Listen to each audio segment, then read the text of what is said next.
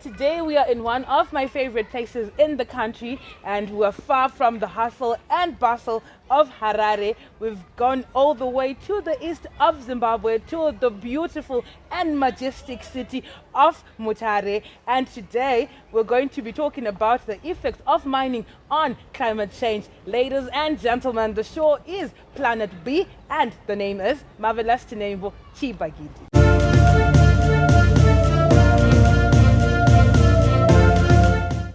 We are in Mutare discussing the effects of mining on climate change, and as we all know, Mutare is quite popular for its richness in minerals, particularly diamonds. We've got our guests from Green Governance Zimbabwe Trust, Idai and Decimated, who will be helping me dissect the theme of climate change and mining, its relation, and also how the mining sector is affecting climate change. As we all know, as Zimbabweans, we are not spared from the effects of climate change. It's affecting everyone and on a global scale. So I'm going to start with my guest, and I'm going to start with my brother on my right. And please do mention your name, introduce yourself to our guest, and please just enlighten us, and so that our audience out there can get an understanding of what climate change is before we delve into our topic for today. We are in Mutare, where we are discussing the effects of mining on climate change. And as we know, Mutare is one of the cities in Zimbabwe which is quite popular for its richness in minerals, diamonds,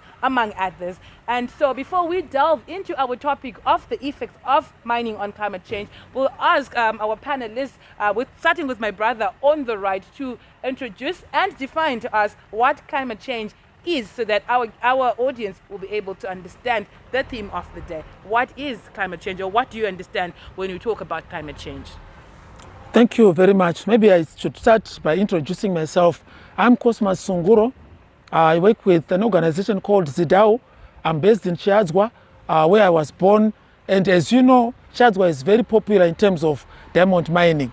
Now, as for the question that you have directed to me, climate change is the change in terms of the temperatures that we're experiencing, and it's over a certain period of time. It's not something that you just say there's now climate change.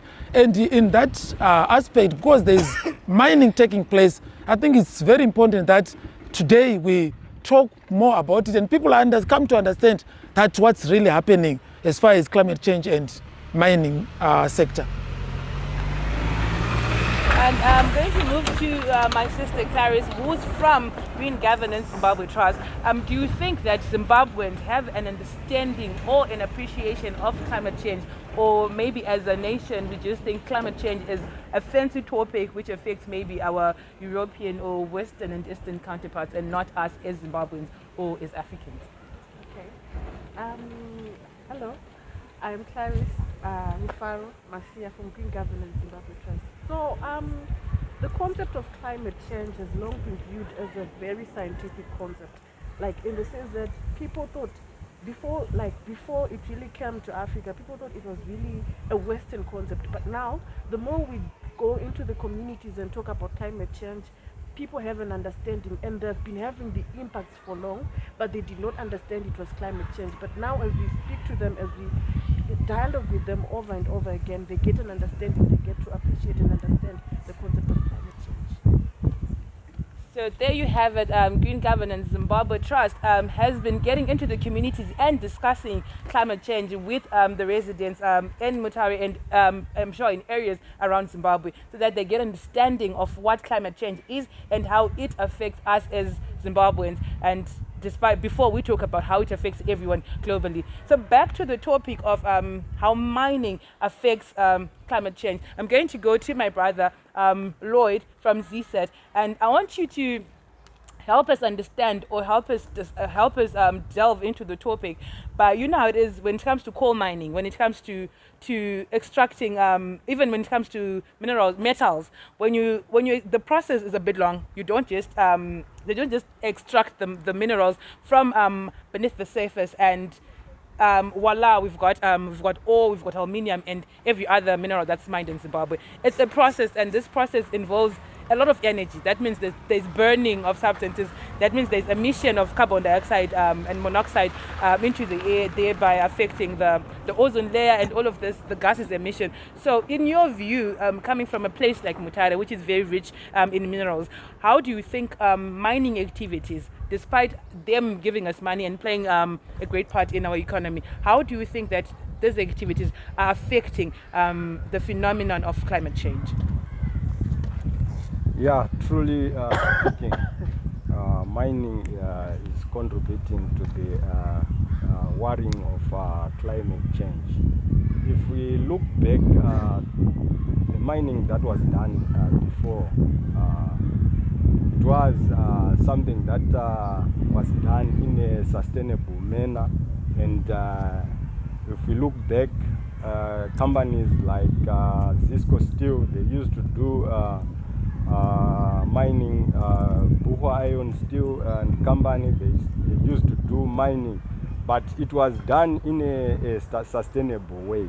But currently, the mining that is done of late, it's not sustainable.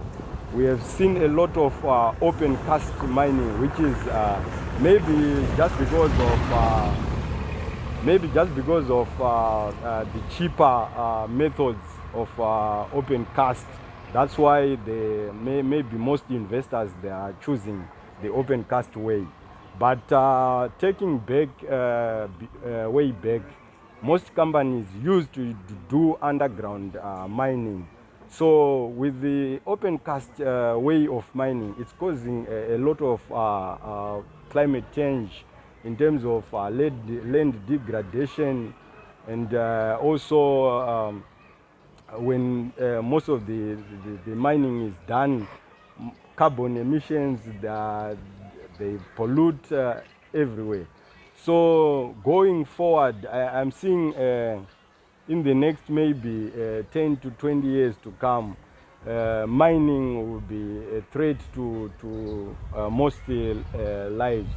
So I'm saying the way mining is being done, the current mining which is done, is not good for the environment. It's not good for also for the inhabitants. Look, we've got our wildlife, they are being compromised. The human beings, our rivers are polluted. All those that are being caused by mining. So we are saying, as advocates for climate justice, like myself, I come from Penalonga, where mining is taking place. A lot is happening in Penalonga, open cast mining, which is very dangerous, like what I said before, river pollution in Odzi River, Mutare River. So basically we are saying the mining that is happening, it's not good for the environment. I love how, you know, not him being patriotic, but rather how he mentioned and is proud of where he is coming from, but also contextualized where he is coming from with the mining activities and how that would affect residents of Penalonga and even people whose water sources, be it for farming, for animals, or for consumption and home use, are from Odzi River and the other rivers that he mentioned. So I'm going to go again to my brother to say, you mentioned water pollution. When it comes to water pollution, I think it becomes a threat to human life. It becomes a threat to animals also, and could even be a threat to human security once we have the rivers being affected. Yes. So what's your take on? You also mentioned that it was sustainable back in the day when you talked about Cisco Steel, and now it's not as sustainable as it was back in the day. So that's posing a threat to our livelihood and then also aiding climate change. What's your take on the mining activities that are being done now, particularly in this Manicaland province? Are they sustainable or they're not sustainable? And what do you think these companies need to do? Yes, thank you very much. Like we said, mining by its nature is very destructive. Meaning to say, water is also likely to be disturbed. Maybe let me take you back a bit. Where we talk about the hydrological cycle, once you start extraction of the minerals, it means you are disturbing the water underground. And once that water is affected, it can be polluted. How? Because in mining, we are also having some gases. The water won't be as fresh as it is. And apart from that, I'll give an example whereby previously, talked about sustainable mining activities. And these days, we have had the liberalization, some sort of the mining sector, whereby we have people, at least small scale miners, they're coming up. Some of them, they're not regulated and so forth. So that it's mining, I'm sorry to say, it's some sort of haphazard by its nature. And that on its own, because some of them, they do not have enough information, it also causes to the water pollution. You can name it. We've got all the river, like what he said. You don't even need to have to carry some tests. By looking at the water, it will be reddish in color. And what does it mean? It's dead. And that on its own, that water, it's used for irrigation, for other domestic purposes. And that on its own is affecting people. The water itself, we have some challenges as well. If you take water, you are saying that it's going to be available in abundance, or we will not have it. And once you disturb the hydrological cycle that I talked about, it means it's either we're going to have floods, like the Cyclone Idai, Cyclone challenge that one, or we are going to have droughts. So when you look at mining, because it, like I said, it affects the water itself, that becomes a problem. But what do we think as a recommendation that mining companies can do? I think the first thing is we need to have institutions like EMA, institutions like Ministry of Mines, the Inspector of Mines, seeing to it that whatever they wrote in their environment impact assessment papers is followed. Because we have a problem whereby some of them, they're bribed. Some of them, they don't actually work in line with what the law says. Some of them, I can cite the issue of politicization of mining. Politics is becoming a challenge at times because we are having some of the officials being involved in mining, and hence they are not willing to enact the laws that they think they may affect their production. And I think I also need to take an opportunity mentioning the challenge that is also being brought by COVID-19, because this is how we live. Particularly COVID, you find that mining yakambo stop you. It was stopped a bit. And now that the mining companies, they are trying to recoup the lost revenue. They are now trying to do, mining yakanyanyisa. Now they are not observing the rules. And in that case, I encourage the authorities just to take measures that allows that we've got sustainable mining. Two, even the communities as well, they must also participate in these discussions, the multi-stakeholder, so that they understand how mining is taking place and how destructive mining can be in their life, in as much as we can get money from it.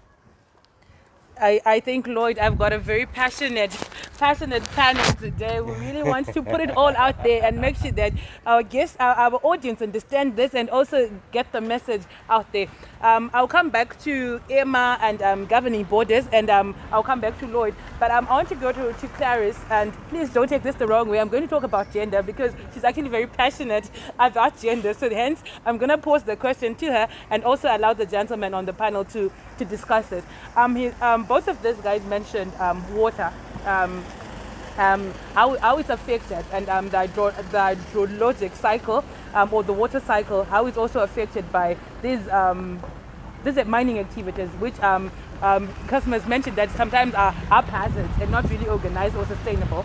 I'm sure both me and you know that in the Zimbabwean Shona and Ndebele, Tonga type of setup, women bear the brunt, of understanding or making sure that the house is in order. And understanding that the house is in order also involves making sure the kids have baths, the husband has baths, there's water to drink, there's water to water the garden, there's water to bath. So how do you think this also then, from a gender perspective, then affects the women and the girls in our communities? Because when there's no water, I'm sure Lloyd and Cosmas are very stressed, because they know she's the one who's going to fetch water. But the moment that cycle, the water cycle is disturbed, that means maybe if our wells were 3 meters deep, they have to go deeper so that we get water. If they dry out, that means we're going further to get water. Muma suburbs, it could be easier because of bore drilling and everything. But people in the marginal areas, the people of Kumusa, that means walking long distances to get water for the household. So how do you think that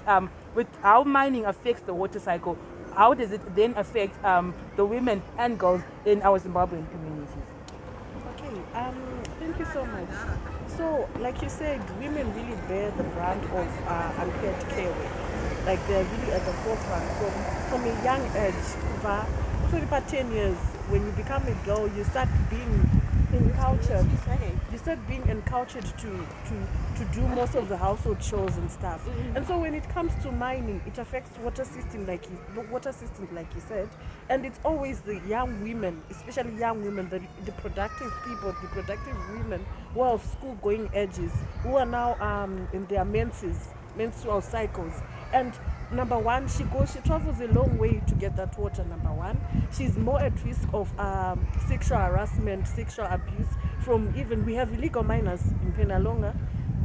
They're at risk. Some of the illegal miners, they don't really they wouldn't be like Lloyd or my brother here. They wouldn't appreciate like a young girl walking. They might harm them, they might do whatever sort of thing to them. And also it affects their education in a way, because you have to do all those chores. Kunotema wuni as well. It's not only water. Kunotema wuni, kunochaga energy source. It's something else. It's scary. And it's the girl who's at the forefront. And then we have like I said, the menstrual cycle. You're in charge of ensuring that you have water for the 2-3 times that you're going to bath. And imagine how that is going to affect you as well. And girls are now involved in transactional sex, like having sex so that they can afford period products, or they can afford someone who can assist them to get water. So it's all those issues that are going to affect, that are not only affecting this generation, it's also affecting future generations of women, future generation of girls. And if it's not solved, I'm afraid my own daughter or other children, they're going to Bear the brunt. bear the Continue brunt bearing as the well. brunt. To be a continuous cycle. Yeah. So there you have it.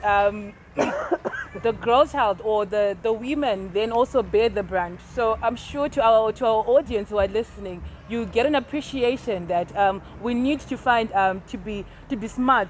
You know, the hashtag Go Green is just not a hashtag, you know. But then also, the gospel of sustainability, like Lloyd and Cosmos were mentioned here, it's not just for aesthetics, but then so that you understand that it affects you, it affects your grandmother, it affects your brother, and it's going to affect our future generations. Lloyd mentioned how that in the next 2 or 3 decades, things could be worse. It could get colder, it could get hotter, and maybe the droughts and the floods could actually be twice as bad as what's happening right now. I'm going to go back to Lloyd. You mentioned Penalonga, and she mentioned the illegal miners who are there. Do you think or do you feel that these miners are contributing to the effects of climate change, or, you know, on our country, on our society, as it's different from when someone who understands how to do these things by the book, and someone who simply wants to get money. You know, they don't care if what the effects are, who's going to be affected by this. All I want is to get my US angle. So do you think that these illegal miners also need to be tamed, and somehow society needs to be protected from these illegal miners in areas like Penalonga, as it's worse what they're doing? Add that on to what these corporates are also doing is going to just put us at a greater risk when it comes to climate change. Okay, yeah. I think what I can say is corporates, they are contributing heavily. Then the ASM also, they are contributing also, we cannot say heavily. Then also, but there's something. something. Yeah, definitely. Then the illegal miners, they are contributing. So you see, there are 3 categories here. Mm-hmm. So we can say that the illegal miners, they contribute not knowing. than the corporates. The corporates knows that we pay to pollute And because we can do better. They pay taxes, they do this, and they pollute. They know they are polluting. So for illegal miners, they don't know what they are doing. So they contribute in polluting because they don't know. Maybe it's a river, they can do mining, riverbank mining. They don't care because they are doing illegal mining. So they contribute a lot. So if you come to Penalonga, it's so sad. There are pits all over. That one is not a secret. We have advocated for it through the Portfolio Committee of Mines, through the Portfolio Committee of Defense. What is happening in Penalonga, a dredging mine. We've got, the last time we did the research, there were about close to 450 hammer mills sprouting all over Penalonga. So you see these hammer mills. Someone is putting a hammer mill close by the river, and the substances that are flowing downstream, and people are using that water maybe to water their gardens. Yes. So these effects, we will see them after maybe years to come. We don't see them here. Maybe the health effects, the climate change effects, it's not for now. Of late we had an issue about dust pollution. There was dust all over in Penalonga, which was caused by the slimes from mining activities. If you see that dust pollution, it will be thick in the sky there. If you see it maybe around August. Okay. So maybe because we are not maybe healthy experts or what, but in terms of climate change, you can see these things that are posing a danger to the sky. You can see to the ozone layer.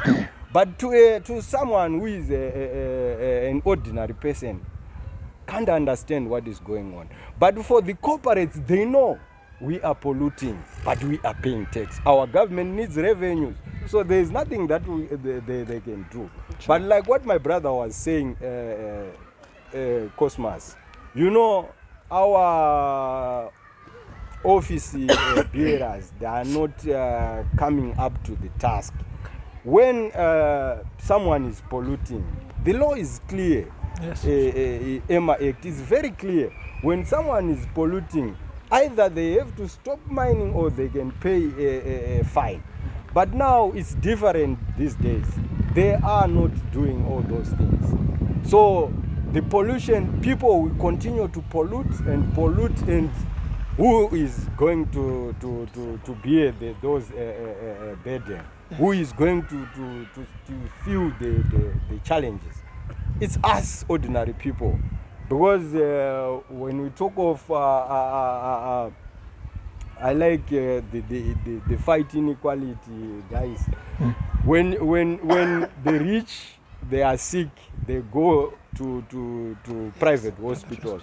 But what about someone who is ordinary, who is just moving around? He cannot afford. Yes. So you see now.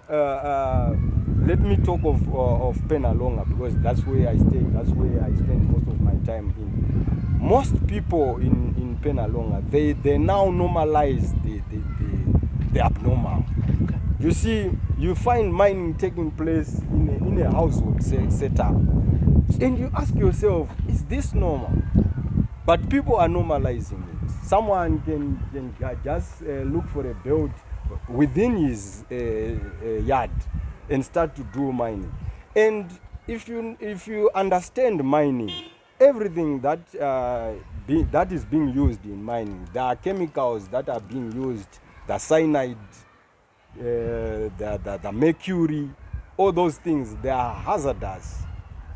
And you need someone who is trained to use those chemicals. So someone who is an ordinary person doesn't know how to use those chemicals. So those are things that will affect in years to come. If you talk of mercury, it's something when you hit mercury, it releases gases. And where are those gases going? Into the air, yes. into the atmosphere. Yes. So you see, our government ratifies laws, the Minamata Convention, they are part of it, but also to the side of the government, they are not giving alternatives. Yes. Look, when I said research, they are not giving alternative to mercury. Don't use mercury, use this. Climate change is not affecting the European people. It's not affecting Russia. It's not affecting South Africa. It's affecting everyone globally. He mentioned how I remember I once did articles on the effects of how artisanal mining is also affecting our environment, and was Red Wing. We were talking to farmers from Red Wing, Yes. and I want to go to Clarice. You mentioned that the government says it's banned substances like cyanide, like mercury, but there's no alternative, you know.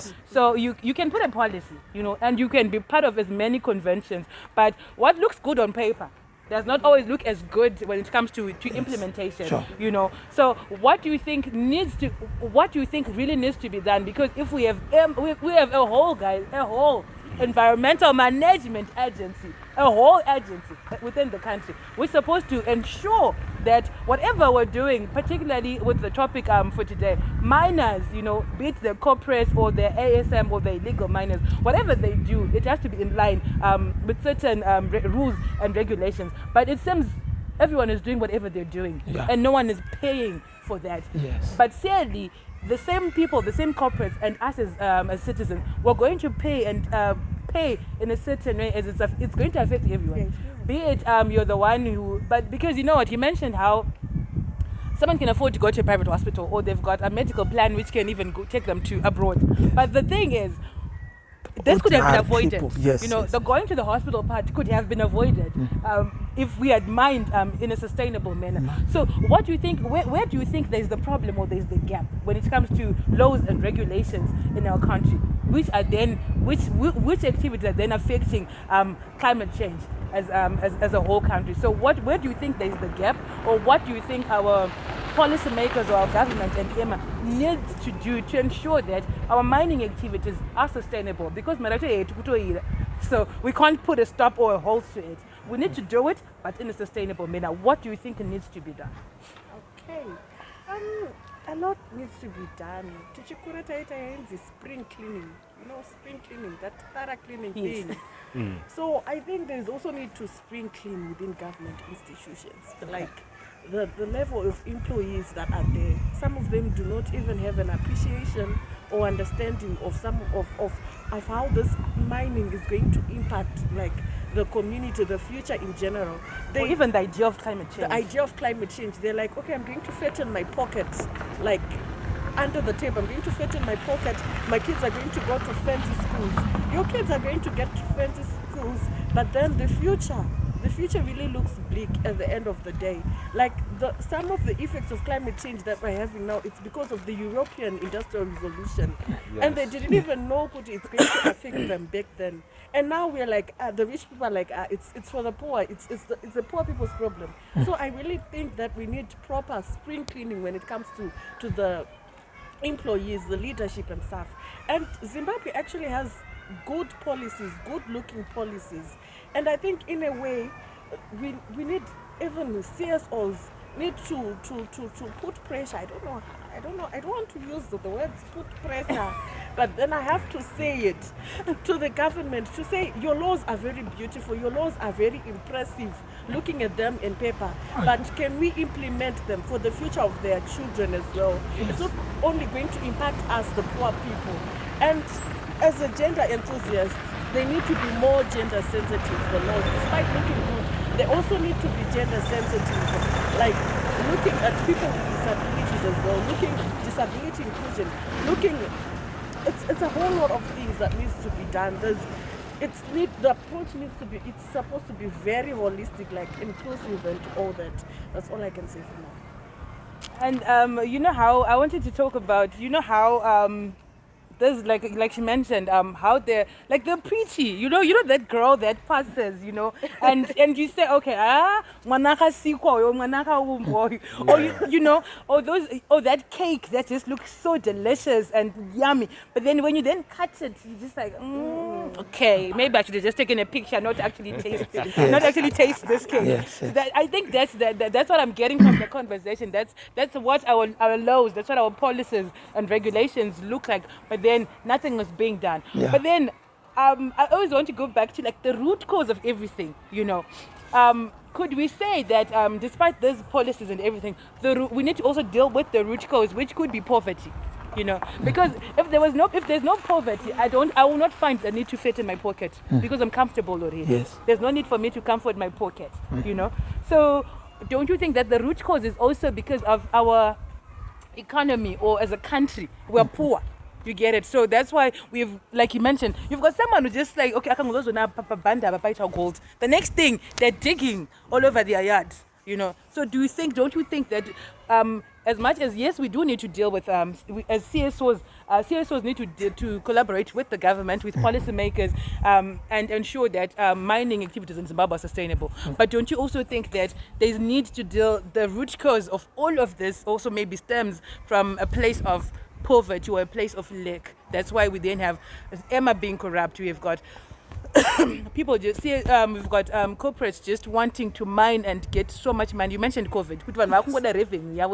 So don't you feel that there's also a big problem despite everything else? That's then the end of it all is climate change. Thank you. That's very topical question. That needs another day. Because we always complain that policies must be pro-poor. Okay. And this is where the problem starts. If you don't empower your people, then poverty will definitely be there. Okay. So how do we then address poverty? In most instances, that's when we start having corruption. And this corruption, as always, is cancerous. So how do we then address the issue of corruption? We need to make sure that our people have something to put on the table. Not only, some days back, we didn't have these two classes. It's either you are rich or you are poor. That's the modern way. But you would have civil servants, those structures. Of course, being a Marxist personally, I don't believe in classes. He just revealed himself. It's okay. Yes. Yes, it's good. At times I have to. So that we just need, everyone must be well fed. Everyone must have whatever he wants. The moment the these gaps, it means the poor can be manipulated. And also the other one, the rich, wants to be richer. And how does he go? He got so rich. He needs to downtrodden the poor. And these things now, because people then resort to what we call shortcuts. If I don't have better sources of energy, for example, because we're talking of climate change, what do? I will need to cut trees. But literally, we tend to forget, even if we may forget that because of our stomach that is empty. If I cut these trees, I'm reducing what we call the carbon banks. And once you reduce them, what happens? The future looks bleaker, like what my sister Clary said.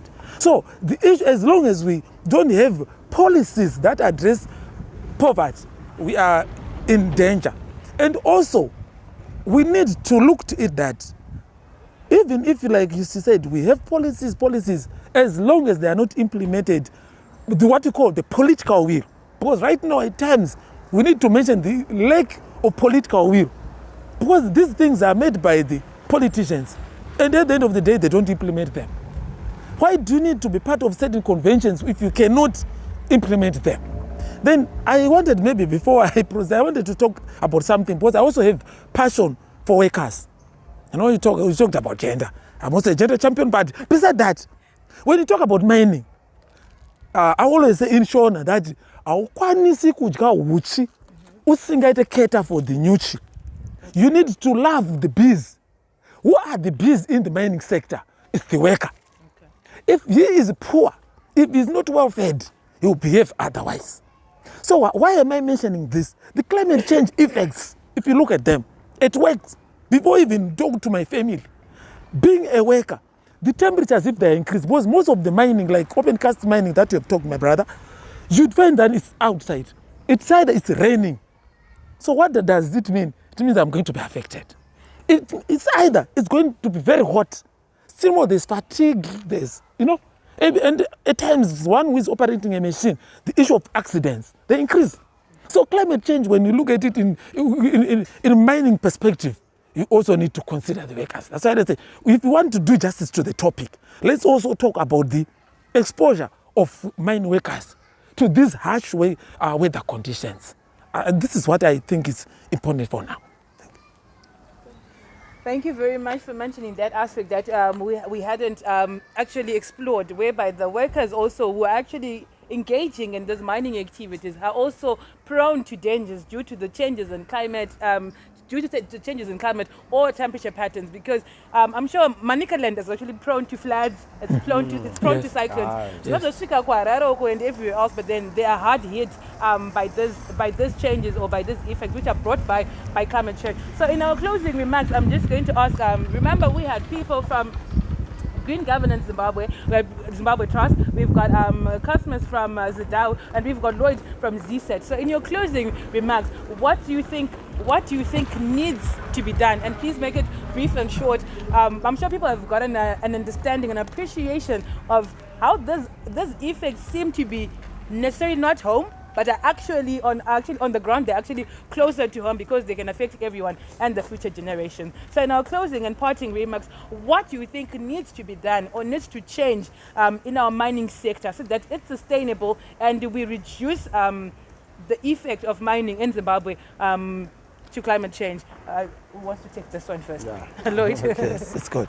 Yeah, I think what needs to be done, first and foremost, we need a political will. Sure. When the executive speaks in terms of mining injustice, everyone hears. We have seen it back then in Chiadzwa when every illegal miner was wiped out of Chiadzwa. This is the same thing that we want. When there is political will, everything will stop. Then we now focus on ways to fight the climate injustices that is happening within ourselves. That's when we will be now enforcing the offices like EMA, Ministry of Mines, being capacitated. And also, as a country, we need to invest in research. We need, in terms of mining as well, we need to invest in exploration. You understand, sorry, you said it has to be short. We need to invest in exploration and also in research so that we can have strategies to mitigate climate change effects. So, as a country, I think research needs to be done.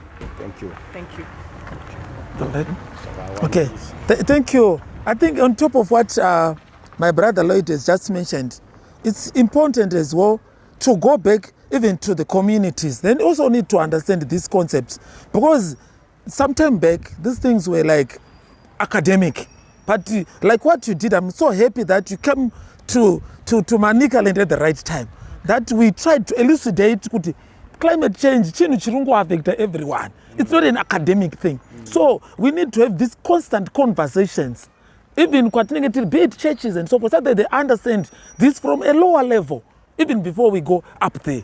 And also, we need to find my solutions. For example, where I'm coming, we have actually started my projects, Jengeta Stop or wood saving stoves, whereby instead of using like a bush or 10 10 logs, we just use one log. So that way it reduces the use of firewood. We need better sources of energy. Anoti tiite zvakanaka. Kuti zvinhu zvidini zviite zvakanaka. Urombo ngahupedzwe. ndokuti zviite zvakanaka zvakare. We need smart energy like my brother is saying. Anditika zvakatikochera izvozvo. Pakupedzisira tinoda kuti tive neinonzi climate justice. Izvozvo tino inonzi climate debt iri kuitwa. Ngaigadziriswe, vakuru vanozviziva, mari dziriko. Let's have this zviite cascade kune varombo vanhu vari pasi pasi. And pamusoro, let's not forget the workers. Thank you. Solutions, like you said, clean energy was on the top of my mind. There is need for clean energy, clean alternatives, even within the mining sector. They need to shift their energy, the energy sources that they are using, they need to shift them. They need to use alternatives like solar in their mining sectors. Because mining is already it's energy consuming. Yeah, Yes, it's yes. energy consuming. There is need for that. And there is also need, as a gender enthusiast, there is also need to ensure that in everything that we do, we include women, we include girls, and we include people with disabilities. Because after all is said and done, we can say, when men say workers, they're like, workers, men are working. Yes. But we have female employees, female Yes, workers yes, as well. They need to be really included in the community and in all facets so that they can also air their ideas. Because I understand, I think women, what can I say? What do I call them? They are... Women actually have what they know, and being faced by these challenges, climate change, they face them head on, day by day, and they understand what's going on. And consulting them, talking to them could actually help programming and all the things that we do in ensuring that. You know what? My panel today was just as marvelous, you know, like this place that we are in. And they're actually passionate about it. You know what? She's a gender champion, he's a workers champion, but all in all, what brought us together today was, you know what, saying that go green is not just a hashtag. Sustainability is not just a hashtag. Climate change is just not a scientific phenomenon, but it affects both you and me, and it's a global thing that we're trying to get rid of. Or at least, if we don't get rid of, we're trying to ensure that the effects of it are much lesser for the future generations. We are in the majestic and the beautiful Mutare. We were discussing the effects of mining on climate change in the beautiful Mutare. The name is Marvelous to name Bochibagidi, and you are watching Climate Change. Till we meet again, go green, make it sustainable, and know that climate change is real, it's there, but we can make a way around it. Thank you.